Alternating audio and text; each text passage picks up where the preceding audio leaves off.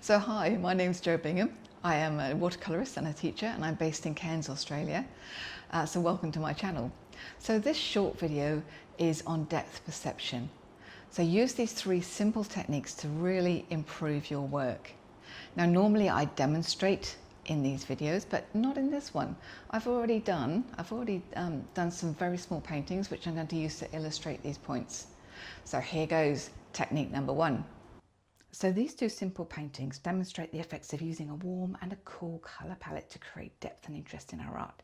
So this is one where we go from warm to cool, and then we go from cool to warm. Now, as I'm sure many of you know, that cool colours recede, warm colours come forward.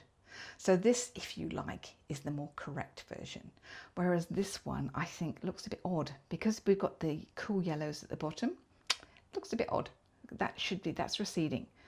So I prefer this colour palette. Of course, you know, we're artists, you can do whatever you like, but it does help to have this knowledge so that by mimicking this effect that our brains do see, the cool colours receding, we can enhance our work and create really cool 3D spaces within our work.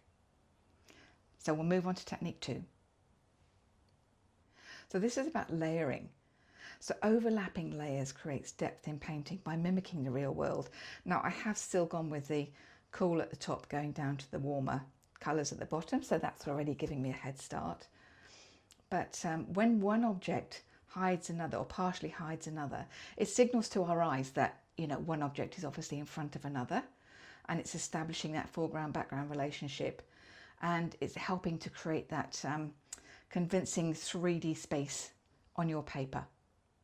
So we'll move on to technique number three. So in this painting, I've added a number of extra features to illustrate the point of scale. By placing accurately sized items into your work, it creates depth in a painting because our visual perception is hardwired to interpret smaller sized things as further away and larger sized things as closer. So if you look at the ship is way out. I painted it deliberately too big to throw the perception out, especially when you compare it to the little man and his dog here. And obviously you've got the bird, your brain will interpret that accurately. And I just painted something detailed in the foreground to help that sense of recession. You need something for your eyes or for the viewer's eyes to catch on to in a painting. You need some detail somewhere. It's your focal point. And you can choose that, you know, where do you want the viewer to look at?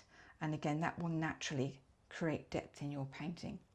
So if you use all of these techniques in your work, I can guarantee that you will see improvement and it will feel like a window into a three-dimensional space.